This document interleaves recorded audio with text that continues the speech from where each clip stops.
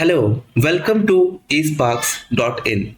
I am your mentor, and today we will be studying about the banking system in India.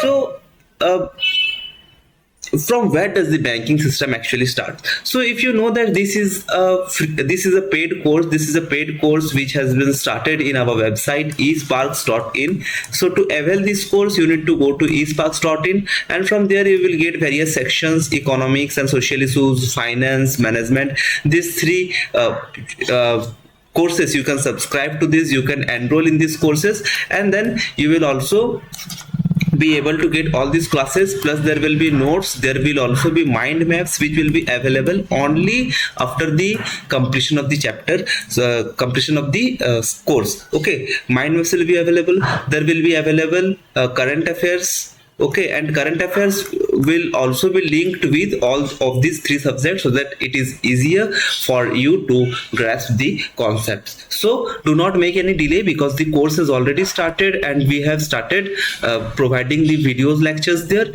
So go and enroll. The website name is esparks.in here. Okay, so now let us start with the finance topics, that is banking system in India.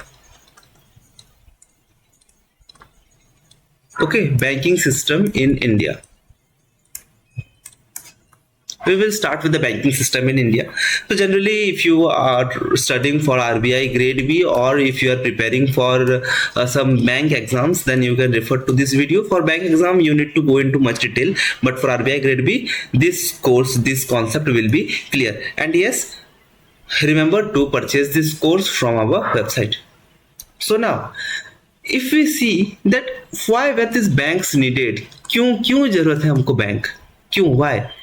पहला तो पैसा, we need money for all our activities because money is the intermediate transaction, it is a method of transaction. Okay, money is the method of transaction.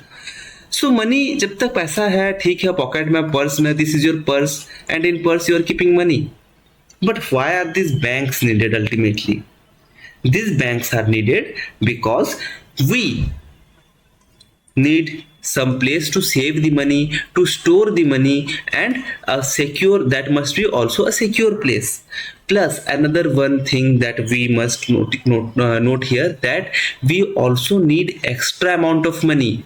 Okay जब भी हमें extra पैसा का जरूरत पड़े, जब भी हम घर, you are building a house and you don't have that money in your purse. Okay, you don't have that money in your purse, so where you will go to some place, some money lender.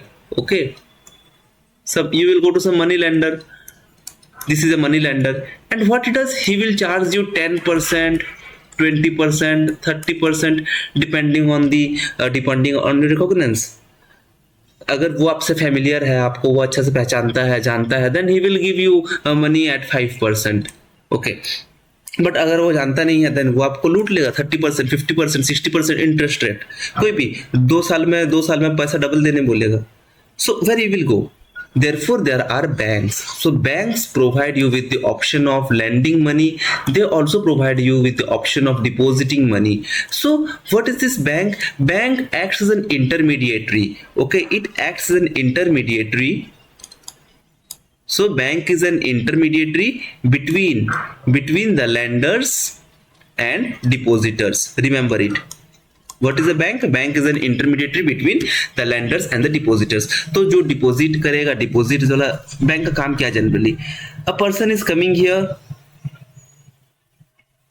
Okay, a person is coming here and he coming to the bank and depositing some money. Okay, so the person who deposits the money is called as depositor. Okay, he has extra money and he is the depositor. Now what it does, the bank will store the money. अब store करके bank को क्या फायदा है? How does this bank get this benefit? What he will do, he will search for the lenders or the person who wants to take loans. Okay, so this person need loans, he will search for it, the bank will search for it, and then this money, the deposited money, he will credit it to this person. Okay, at a higher rate of interest. So the bank will provide him loan with 10% interest, and the depositor will get 4% or 5% in his current account or his savings account. Okay, so you have a savings account का खाता है आपके पास, उसमें कितना percent discount मिलता है? 5%, 6%, 7%। But आप loan लेने जाएंगे तो तब आपको 12% इंटरेस्ट में आपको लोन मिलेगा, 13% में मिलेगा, 11.5%, 9%, 8%, depending on the type of loan. Okay, तो ये सारे डिफरेंट लोन्स हैं। और अगर आप ये लोन का इंटरेस्ट को कंपेयर करते हैं कभी इसके इंटरेस्ट के साथ, तो ये बहुत ज्यादा रहता है। क्यों? बिकॉज ये 10% लोन में 10% इंटरेस्ट में इसको लोन दे दिया है। नाउ अभी 5% इंटरेस्ट रेट इसको भी तो रिटर्न करना है, और 5% क्या बन जाता है? 5% इसका प्रॉफिट बन जाता है, 5% उसका profit. And this is how the bank total finally works. ठीक है, वर्किंग ऑफ बैंक इसी तरह से है। The depositor will go and deposit the money in the bank to get some interest rate. ठीक है, अपने पास पर्स में तो पैसा रहा, दुगुना नहीं होगा, अभी उसको क्या करना है? बैंक में जमा कर देना है। Now he will also get an interest rate in savings account, so he is depositing the money. और it can be term deposit और it can be current deposits, तो ये सब हम लोग बाद में देखेंगे जब डिपॉजिट्स देखेंगे। ठीक है, उसके अंदर इतना नहीं जाएंगे। एफडी, आरडी, एसआईपी, बहुत सारे चीज रहता है जो कि इसके अंदर है अभी। ओके, ठीक है, तो ये जो डिपॉजिट पैसा आ गया है बैंक के पास, अब बैंक ये पैसा क्या करेगा? लोन में बांटेगा कि ठीक है ये पैसा तुम लोग ले लो और हमको ज्यादा इंटरेस्ट रेट में तुमको रिटर्न करना है। तो ये 10% इंटरेस्ट रेट में इसको लोन मिल जाता है। ठीक है, तो ये मेरा एक बैंक है जिसका नाम है ABC बैंक लिमिटेड। ओके, तो ये क्या करता है? एक आदमी इसके पास आता है लोन लेने के लिए, और ये है डिपॉजिटर। डिपॉजिटर कितना डिपॉजिट करता है? $100, या फिर हम लोग समझ सकते हैं कि ₹1000 ये डिपॉजिट करता है बैंक में। And what is the interest rate? 10% interest rate. Okay, तो बैंक इसको कितना रिटर्न देगा 1 साल के बाद? After 1 year the bank will give him ₹1100, क्योंकि 10% इंटरेस्ट रेट 1000 का कितना होगा? 100 रुपया, तो 1100 मिलेगा। अब 1000 रुपया जमा किया है, ये इसको 1100 रुपया मिल जाएगा 1 साल के बाद। तो ये क्या करता है? बल्ले बल्ले बल्ले बल्ले। ठीक है, अब ABC बैंक लिमिटेड, अब इसको ये 100 रुपया कहां से देगा? ये क्या अपने पॉकेट से देगा? 100 रुपया नहीं देगा। ये क्या करता है? ये खोजता है डिपॉजिटर, ये बोलता है कि मेरे को चाहिए 1000 रुपया। तो कहता है हाँ ठीक है भाई, ले लो 1000 रुपया। तुम कितना इंटरेस्ट रेट से दोगे? तुम भाई लोन ले रहे हो, तुम 20% इंटरेस्ट रेट से देना। ठीक है, तो 20% इंटरेस्ट रेट में इसको ये लोन मिलता है। ठीक है, तो ये भी कहता है ठीक है भाई, पैसा का जरूरत है, दे दूंगा। 1 साल के बाद ये कितना रिटर्न करता है? ये रिटर्न करेगा 1200 रुपीज। ठीक है, अब 1200 रुपया किसके पास आ गया है? इसके पास, बैंक के पास। बैंक के पास क्या करेगा? बैंक को किसको देना है? इसको 1100 देना है डिपॉजिटर को। ठीक है, डिपॉजिटर को कितना देना है? 1100। तो ये 1100 रुपया डिपॉजिटर को दे देता है और 100 रुपया खुद के पास रख लेता है। So this ₹100 that the bank stores is its profit. Okay, so this is generally the basic concept of between the depositor and the lender। तो बैंक एक फाइनेंशियल इंस्टीट्यूशन है जो हमारे अलग सारे वीडियोस में हम एक्सप्लेन करते रहते हैं फाइनेंशियल इंस्टीट्यूशंस क्या है। स्टार्ट करते हैं अभी अपना बैंकिंग सिस्टम। बैंकिंग सिस्टम अगर हम देखें तो बहुत पहले से ही, ठीक है, बहुत पहले से, जब राजा महाराजा और उसके पहले से हम जानते हैं कि ट्रेडिंग चलती थी। ठीक है, तो तब when there was no cash, जब कैश नहीं था तब क्या चलता था? Barter system. Barter system, this is the exchange of goods. Okay, barter system. तो ठीक है, टमाटो है मेरे पास, तुमको आलू चाहिए तो टमाटो के बदले आलू ले लो। So this was the concept that was running from before. Okay, अब जब पैसा आई, जब आए पैसे, सो नाउ कैश अराइव्ड धीरे धीरे। जब पैसे आए या फिर कॉइन्स आए, okay, so what happened that जब भी पैसे आए तो मनी लेंडर्स जनरेट हुए। ठीक है, जरूरत पड़ने पर कि you come, you take the money and so there are, ये पूरा लाइन लगा हुआ है कि हमको भी पैसा चाहिए, हमको भी पैसा चाहिए, मेरा खेत है, मेरा बकरी मर गई है, मेरा ये बीमार है, वो बीमार है। तो now these lenders they come to these what we can say, these customers, okay, they come to the money lender and money lender says that ठीक है, मेरे पास बहुत पैसा है, सेठ जी हूं मैं, मेरे पास बहुत पैसा है, I will give you the money but you have to give me some interest on this money। अब ये इंटरेस्ट रेट के हिसाब से पैसा देना शुरू कर दिए। ओके, तो यहीं से कहीं ना कहीं शुरुआत हुआ है बैंक का concept. The bank concept is entirely from the concept of the money lender, ठीक है। सो बैंकिंग सिस्टम अगर हम देखें तो banking system in India can be classified into, ठीक है, इसको अच्छे से लिख लेते हैं ताकि banking system in India can be classified in 3 phases, 3 time में हम उसको क्लासिफाई करेंगे। So first was the pre independence, independence से पहले क्या चल रहा था, okay. Then the second one is the post independence and the last is the liberalization period, liberalization phase, okay. तो क्या क्या है एक एक को समझते हैं। प्री इंडिपेंडेंस, इंडिपेंडेंस कब हुआ था, 1947, independence of India.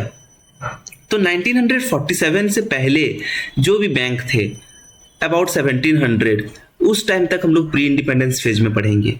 Next, in the post-Indian phase, we will read from 1947 to 1991.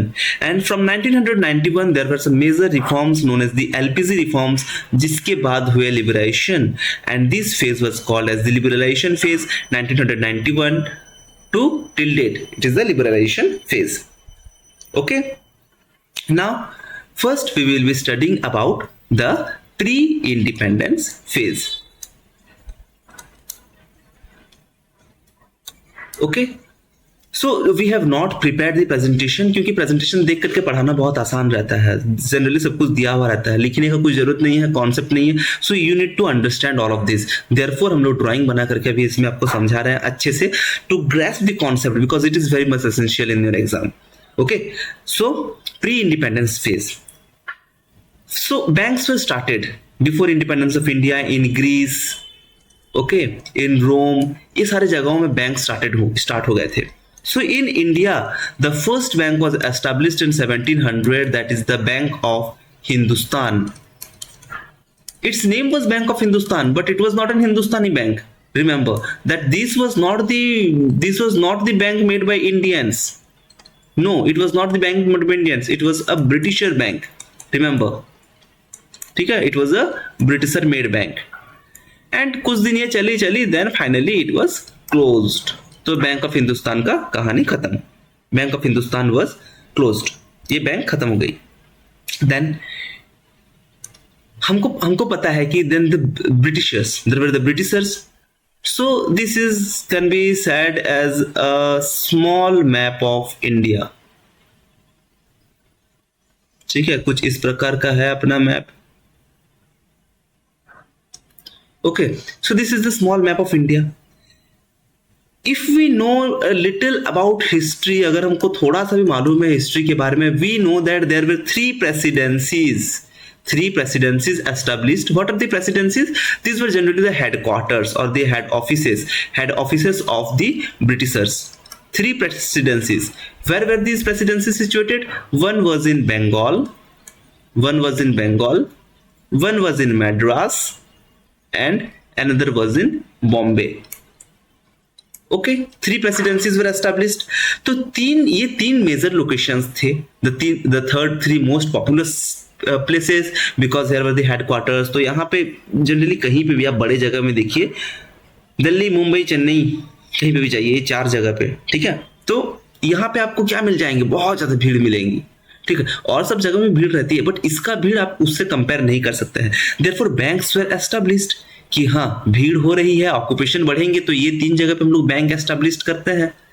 3 banks were established, the bank of Bengal, Bank of Bombay and bank of Madras. When was this bank established? Bank of Bombay was established in the year the bank of Bengal, हाँ पहला है आपका bank of Bengal है। Second देखिए, इसको अगर याद रखना है ना तो तीनों जगह को आप लाइन बाय लाइन देखिए, अगर ऊपर से नीचे देखेंगे पहले क्या रहेगा, पहले रहेगा आपका बंगाल, देन आएगा आपका बॉम्बे एंड देन आएगा आपका मद्रास। तो ये सारे चीजें जो है वो इसी प्रकार आएंगे, ऊपर से नीचे बंगाल, बॉम्बे एंड मद्रास। तो इसी प्रकार से एस्टैब्लिशमेंट भी इसका हुआ है, ठीक है। तो बैंक ऑफ बंगाल 1809 एस्टैब्लिश्ड हुई, Bank of Bombay was established in the year 1840 and Bank of Madras was established in the year 1843. तो ये 3 बैंक्स इस तरह से स्टार्ट हुए, ओके देखिए ऊपर से नीचे, पहला bank of Bengal 1809, bank of Bombay 1840 and bank of Madras in 1843। बहुत इंपॉर्टेंट कॉन्सेप्ट है, थोड़ा सा एक बार समझ लीजिए इसको। If a question comes कि which bank was established first, Bank of Madras or Bank of Bombay, then you have to remember that Bank of Bombay was established first, established earlier than Bank of Madras. And these banks were called as the presidential banks. These were called as the presidential banks because these were open in the presidencies, right? तो इनको presidential bank के नाम से भी जाना जाता है। ठीक है, चलिए नेक्स्ट। हमको पता है कि धीरे धीरे क्या किया गया, इंडिया को यूनिफाई हुआ, एंड देन इन तीनों देखिए कि हाँ ये तीनों बैंक अलग अलग क्या रखेंगे, इनको एक साथ मर्ज कर देते हैं एक ही नाम के अंडर। ओके तो जैसे आज का है ना HDFC बैंक का ये ब्रांच, HDFC ब्रांच, हर लोकेशन में HDFC का अलग अलग ब्रांचेस है, तो इसी प्रकार ये तीनों बैंक जो हैं इनको मर्ज कर दिया गया। कब? 1921। Okay in 1921, just a minute, हाँ 1921 these three banks और the three bank presidencies। Okay तो तीनों presidential banks कौन कौन थे? Bank of Bengal, Bank of Bombay and bank of Madras. these were merged, okay, these were merged and it was named as the Imperial Bank of India।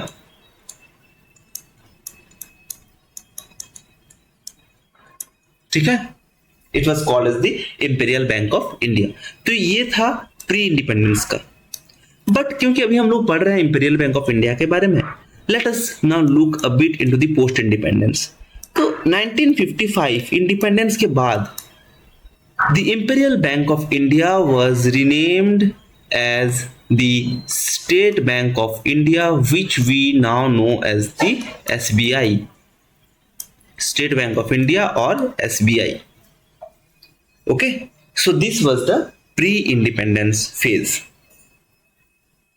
Now we will be looking after the post-independence phase, that is 1947 to 1991।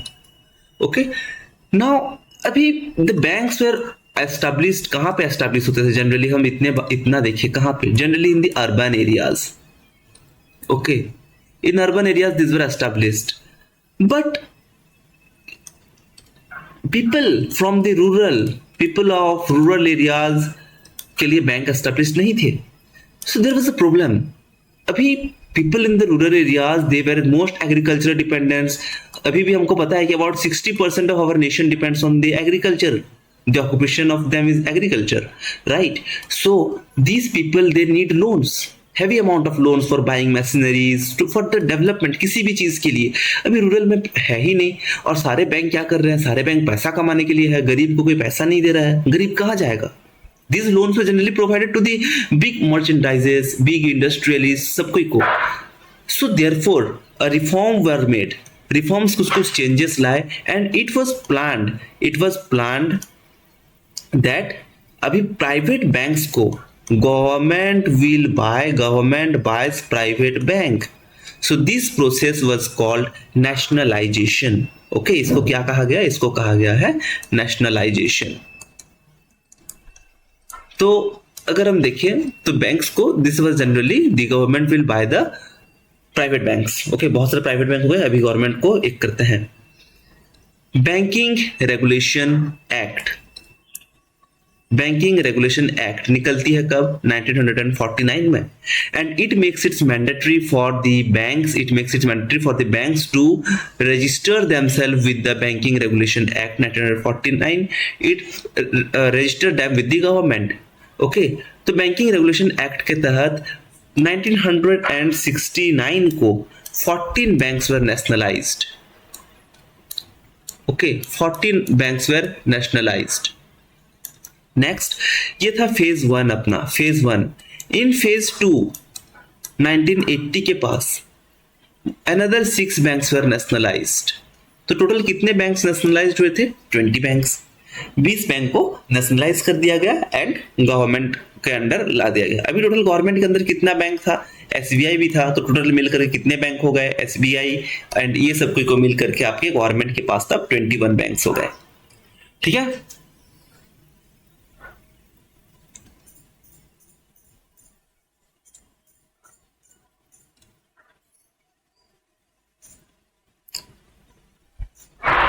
ठीक है, चलिए now this was the post independence phase. We will look at the next phase, which is called the liberalization phase.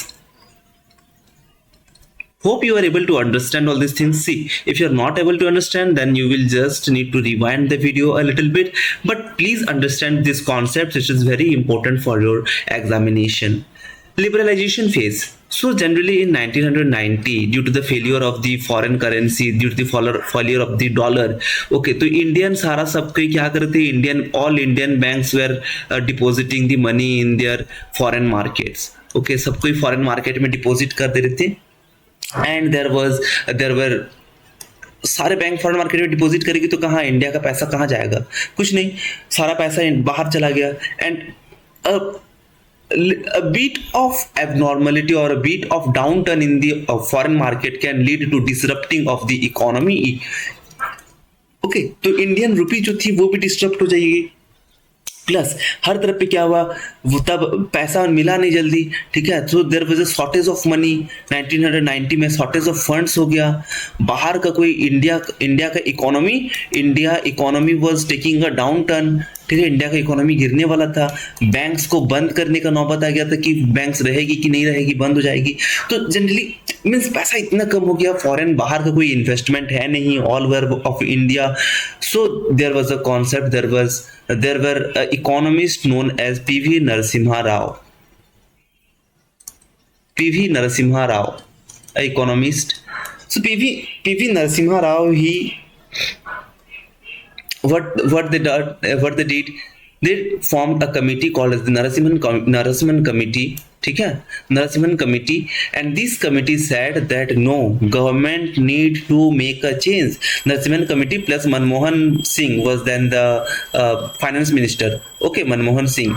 So these two say that no, government must provide some relief to the taxpayers. They must allow the taxpayers to come. They must reduce the taxation rates.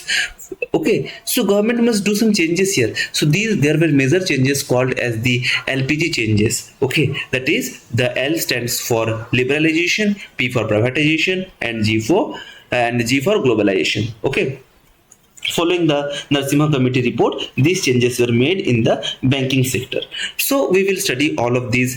We have studied the pre-independence period, we have studied the post-independence period, and we have now also studied the liberation period. Further क्या क्या changes हुए थे वो हम लोग बाद में देखेंगे, but till now hope these three concepts are clear for you. Okay, तो ये थी. Now let us now look at the banking structure. Banking structure of India. अगर हम देखें, then some banks are listed in the Banking Regulation Act. They are called as the scheduled banks. Okay, which are listed in the Banking Regulation Act. Okay. Now there are some non-scheduled banks जो कि listed है ही नहीं उसमें। Okay, banking Regulation act में वो schedule में उसका mention नहीं है, तो so these are the non scheduled banks. Scheduled banks are generally commercial banks, we can say. Okay, these are generally the commercial banks. Commercial banks can be classified into 4 types. One is public sector, एक तो public sector हो जाएगी। दूसरा क्या हो सकती है, second one is the private sector. Okay, third one is the cooperative societies or the cooperative banks, and fourth one is the development financial institutions. So development financial institutions means जैसे आपका home loan ये सब चीज कैसे देगी for infrastructure development, ये सारी चीजों के लिए था, तो इसको ये उतना डेप्थ में नहीं पढ़ेंगे। Public sector. Now the public sector banks were classified of 3 types. One, we know that the first one is the SBI. The second one is the regional rural bank, and the third one is the public sector bank का third वाला क्या होगा आपका? So these third one are the nationalized banks, okay, which were nationalized in both the phases. So there were the nationalized banks. Now private sector हम देखें तो there we can divide it into private sector. तो अभी दो तरह से हो सकती है. एक तो इंडियन, जिसको हम लोग कहेंगे domestic sector banks, and there were a second category called as the foreign banks. अब फॉरेन वाली कोई आएगी तो उसको भी हम लोग कहेंगे प्राइवेट सेक्टर है, ठीक है.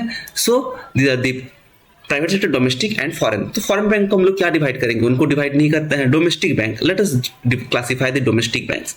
डोमेस्टिक को कैसे डिवाइड करेंगे? First one is the universal bank, okay. The second one is the local area bank, local area, and the third one is the differentiated bank. Okay, so what is the universal bank? See, the main work of bank can be many types. It can lend money, it can deposit money, it can provide for keep storage of gold, it can provide for various other services.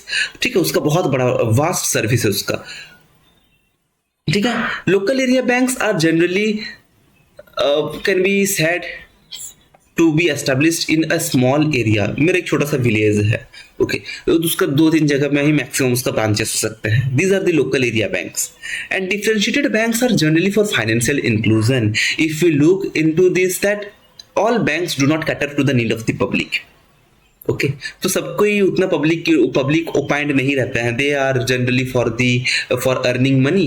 Then differentiated banks कुछ major categories के लिए है, कुछ major services के लिए है, and कुछ differentiated functions के लिए है. These are classified into small finance bank and the payment bank. Okay, so they have very differentiated function, they have a unique function. Okay, so this is the complete banking structure in India, ठीक है. And cooperative banks, जो कि अपना हम खोल दिए 4-5 आदमी मिलकर कोऑपरेटिव सोसाइटी टाइप का जो रजिस्टर्ड हो चुका है कोऑपरेटिव एक्ट्स में, ठीक है. सो हम लोग अपना बैंक खोलना चाहते हैं कि अपना जो सोसाइटी वाले हैं वो लोग अवेल कर पाए पैसा. Okay, now let us look at each of this, ठीक है. एंड रिमेंबर दैट ये सारे को रेगुलेट कौन करता है? The exam you are preparing for RBI. RBI क्या करती है? सारे को रेगुलेट करती है, सारी बैंक्स को. So first let us start with the commercial banks. Commercial banks, we know that these are the scheduled banks, and RBI act of 1934 in this, okay, this regulates the scheduled banks. ये scheduled banks को regulate करती है. And these banks are listed in the second schedule of the RBI act. जो भी banks है जो कि RBI act second schedule में मेंशन किया गया है, उनको हम लोग शेड्यूल्ड बैंक्स कहेंगे. और रेस्ट अदर बैंक्स भी हैं जो कि बैंकिंग रेगुलेशन एक्ट को फॉलो करते हैं, बट उनका नाम आरबीआई एक्ट 1934 का शेड्यूल में नहीं है, ठीक है, second schedule. Just a minute, there is some problem with the pen. Okay, fine. So these are called the scheduled banks, ठीक है. And you must remember that they have paid, during the registration they have paid capital reserve above 5 lakhs. तो 5 लाख से ऊपर जो भी bank थे उस time पे, ठीक है ना, तो उनको रख दिया गया किसमें? सेकंड शेड्यूल में, ठीक है. चलिए, ना कमर्शियल बैंक्स को हम लोग किस तरह से डिवाइड किया है? First one is public sector. तो पहले पढ़ते हैं what are this public sector bank. So these are held by government, okay, and we can say that the government has a maximum shareholder on it, or government is the maximum stake of it. आप कुछ भी बोलिए, these are all the same things. okay, तो कौन कौन से bank है इसमें? Bank SBI, we know. There are also some regional rural bank and some nationalized banks. okay, nationalized banks, कौन कौन से nationalized banks हो सकते हैं? Example some of these, Bank of Baroda, PNB, Punjab national bank, ठीक है। एंड देन आपका हो सकता है आपका कॉरपोरेशन बैंक, कॉरपोरेशन बैंक, ये सारे आपके नेशनलाइज्ड बैंक्स हैं जो कि गवर्नमेंट के हैं। इतना याद रहेगा, ठीक है। एसबीआई को हम पता, एसबीआई कब नाम दिया गया था, इसका एसबीआई का नामकरण कब हुआ था, 1955 में, ठीक है। चलिए, now while we are studying the banking system in India, another important topic also comes at SBI। जो SBI वाले हैं उनके लिए ज़्यादा important बन जाता है। Okay, SBI Subsidiary Act was passed in the year 1959 and then 5 of SBI's other bank, ठीक है, 5 of SBI's other bank were merged with it।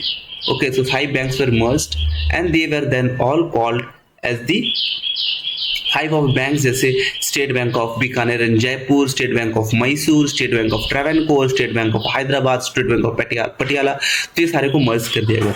It is not much important for RBI, remember. तो SBI के बारे में पढ़ रहे हैं तो थोड़ा सा उसका कॉन्सेप्ट भी जान लेते हैं। उनको मर्ज कर दिया गया एंड ये सबसे, it is the, SBI is the largest public sector bank, remember. India का कोई भी अगर सबसे बड़ा पब्लिक सेक्टर बैंक है तो वो कौन सा है, SBI.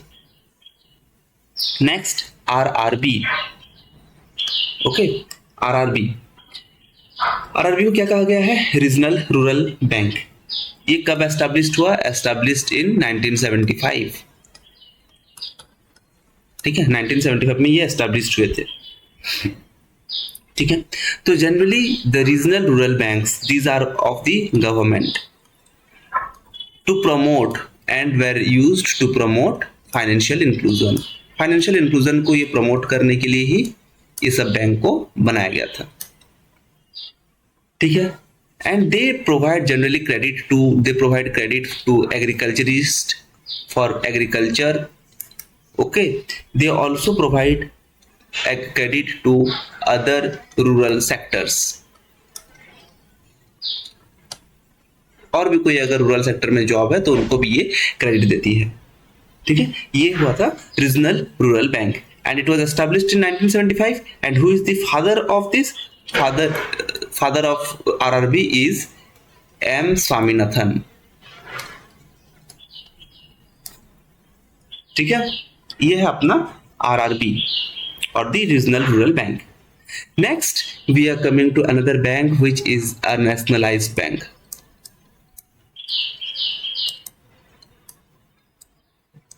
Bank of Baroda, Corporation Bank, Dena Bank, ये सारे, so these all banks belong to the nationalised banks, okay. These are the banks owned by government of India, okay, which was previously not owned but now they are a part of the government of India।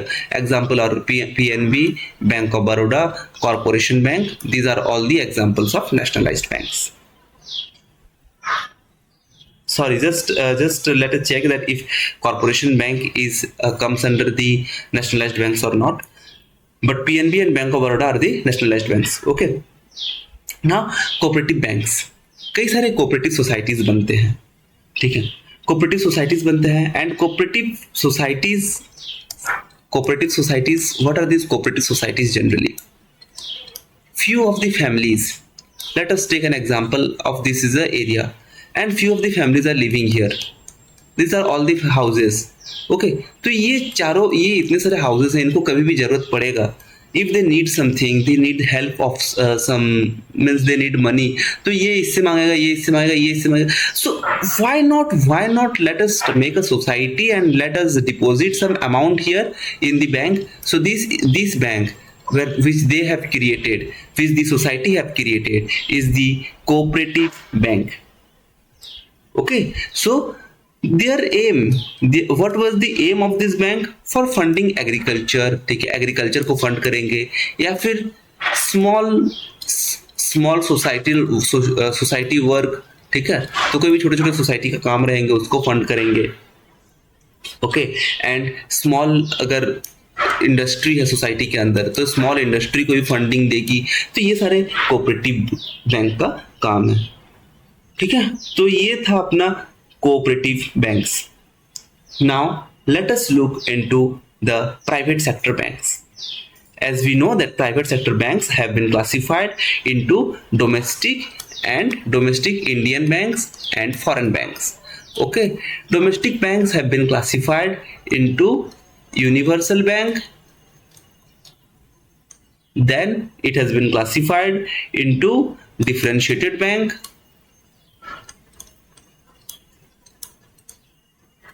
and another another topic of the is the local area bank. Now we will study about all of these individually. What is the universal bank? Universal bank क्या है? सारे functions को ये देखती है. What are these function? One is wholesale banking. Okay, it will look at wholesale banking. It will also look for retail banking, and it will also look for investment banking. We will study all of these terms in the next class. But for now, remember that the universal bank will look into all of these. Differentiated banks are specialized banks. Okay, we will cover it just below. ठीक है, थोड़ा देर में हम इसको cover करेंगे.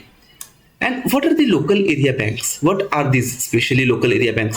So these are small banks restricted to a small area, restricted to a defined area or restricted area.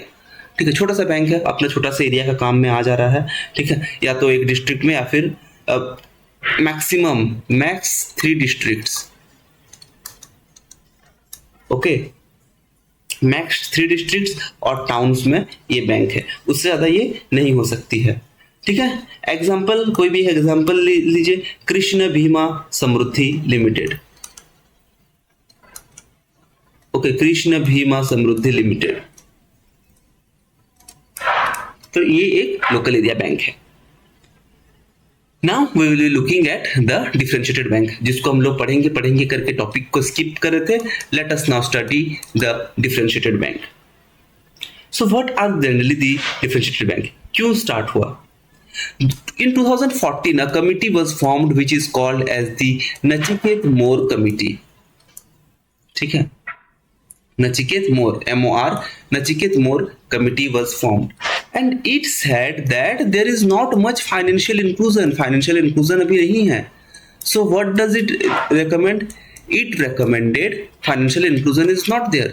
So therefore it recommended the establishment of differentiated bank.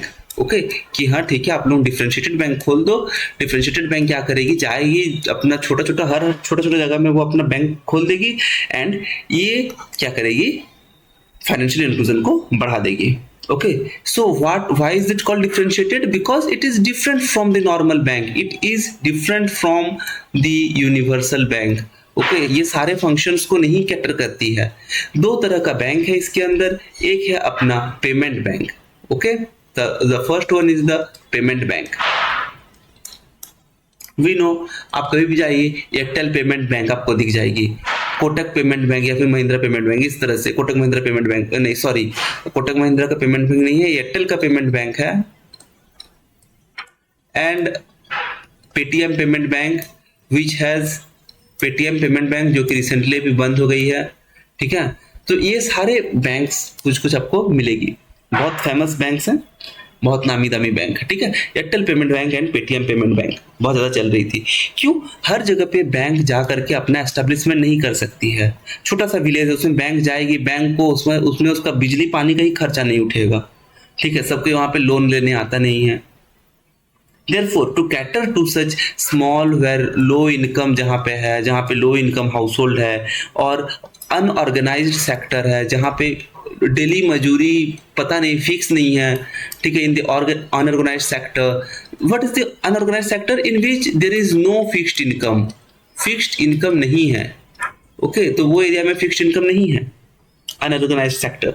Okay, then labour workforce are migrant labor workforce.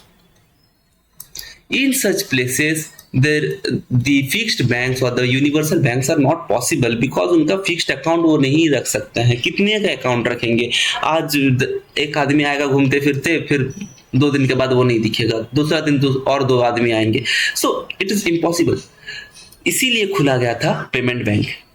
And remember that they can deposit money, ये पैसा deposit कर सकते हैं। छोटे छोटे bank है, ये पैसा डिपॉजिट कर सकते हैं। कितना? ₹2 लाख मैक्सिमम पर पर्सन। पर हेड वो एक अकाउंट में पर पर्सन 2 लाख रुपया मैक्सिमम जमा कर सकता है। Second, it can issue debit card भी इशू कर सकती है पेमेंट बैंक की। ठीक है, जाकर के आप कहीं से भी पैसा उठा लो। But no credit card. Remember, credit card means loan है। No credit card, no loan, ठीक है, और क्रॉस बॉर्डर पेमेंट, ये सब फैसिलिटीज में नहीं है। ठीक है। क्या एनआरआई इसमें डिपॉजिट कर सकती है? No NRI deposit. Remember, no NRI, non resident of India है तो आप इसमें डिपॉजिट नहीं कर सकते हैं पेमेंट बैंक में। ठीक है। नेक्स्ट है स्मॉल फाइनेंस बैंक।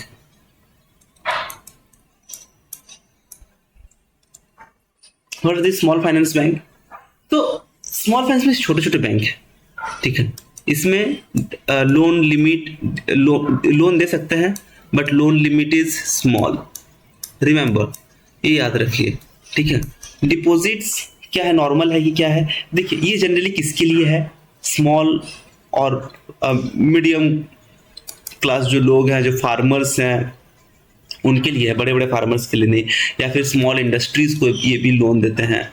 ठीक है, स्मॉल इंडस्ट्रीज को होगा जो कि गांव में है, छोटे छोटे इंडस्ट्रीज हैं, उनको लोन देती है, और ऑर्गेनाइज सेक्टर को देती है। ठीक है, तो ये सब ये करती है। एंड इनको आप ये छोटे छोटे लोन भी दे सकते हैं, प्लस अपनी ब्रांचेस भी खोल सकती है छोटे छोटे। ठीक है। But remember that these banks cannot offer big loan। बड़ी लोन आप लेने जाएंगे तो इसके पास है ही नहीं पैसा, ये कहां से देगा आपको? सेकेंड, these cannot, सॉरी, ये ब्रांचेस नहीं खोल पाएगी। these cannot open subsidiary, ये ब्रांच नहीं खोल पाएगी। छोटी सी बैंक है, ये अपना subsidiary to take up non financial services. ठीक है। तो अगर जब तक ये स्मॉल फाइनेंस बैंक बैंकिंग करेगी तब तक ये अपना, ठीक है, छोटा छोटा ब्रांच खोल लेगी। बट जहां पे नॉन बैंकिंग काम आ गए, बैंक के बिना जो काम है, नॉन बैंकिंग सर्विसेज का, इसमें ये अपना कोई भी छोटा ब्रांच या फिर कुछ कि हाँ स्मॉल फाइनेंस बैंक है, मेरा एक छोटा सा डिवीजन बना लेते हैं, नॉन बैंकिंग काम देख लेंगे, वो चीज इसमें पॉसिबल नहीं है। ठीक है। So this is the differentiated banks. These are the differentiated banks. Next है आपका जो हम पढ़े हैं वो है फॉरेन बैंक्स। तो फॉरेन बैंक्स बहुत सारे यहाँ पे है, बाहर देश से आए हैं, उसको और क्या लिखेंगे। नेक्स्ट अपना और एक टॉपिक छोटा सा बचा हुआ है, वो है डेवलपमेंट फाइनेंशियल इंस्टीट्यूशंस। ठीक है, जिसको हम लोग DFI के नाम से भी जानते हैं, development financial institutions. So why are these made? ठीक है, तो जनरली कोई भी ऐसे लोग हैं जो कि डेवलपमेंट को देखेगी। ठीक है, which will look at the development कि कितना हुआ, क्या नहीं हुआ। एंड जनरली दीज फंड्स क्या है ना, ये सब छोटे छोटे जगहों के लिए है, बट बड़ा कुछ चीज हुआ तो ठीक, जो भी कमर्शियल लैंडर्स कह सकते हैं, या फिर बैंक्स है, कमर्शियल लैंडर्स है, ये सारे ह्यूज डिपॉजिट्स जो है नहीं दे सकती है। लोग जाएंगे बैंक के पास, तो बैंक कहाँ से पैसा लाएगी? बैंक को भी तो कहीं से कहीं कुछ स्कीम में उसको चाहिए ना। जैसे अभी एक है नाबार्ड, एक है सेबी। ठीक है, ये सॉरी सेबी नहीं, सिडबी, इंडस्ट्रियल को जो पैसा देती है, ये एग्रीकल्चर, ये इंडस्ट्रीज, स्मॉल इंडस्ट्रीज को पैसा देगी। एक्सिम, ठीक है, for export import. And NABARD, NABARD क्या है दोस्तों, ये है बैंकिंग फाइनेंस के लिए, ठीक है। एंड एक है नेशनल हाउसिंग। तो ये सारे जितने हैं, ये 5 है, ये डेवलपमेंट इंस्टीट्यूशंस हैं जो कि बड़ी बड़ी डेवलपमेंट के लिए पैसा देती है, ठीक है। ये भी कमर्शियल्स है सब कोई, बट ये क्या करते हैं, ये बड़ी बड़ी कामों के लिए पैसा देती है। So these are all the concepts of with this we complete the structure of the banking system in India, ठीक है। जो भी हमारा बैंकिंग सिस्टम है उसको हम इस वीडियो के साथ कंप्लीट करते हैं। In the next video we will look at the types of banking, किस किस प्रकार से टाइपिंग है, टाइप्स है, प्लस जो यहाँ पे हम रखे हुए हैं छोटा छोटा चीज की, हाँ होलसेल बैंकिंग क्या है, ये सब चीजों के बारे में हम उसमें देखेंगे, ठीक है। So till then keep revising, keep studying, thank you.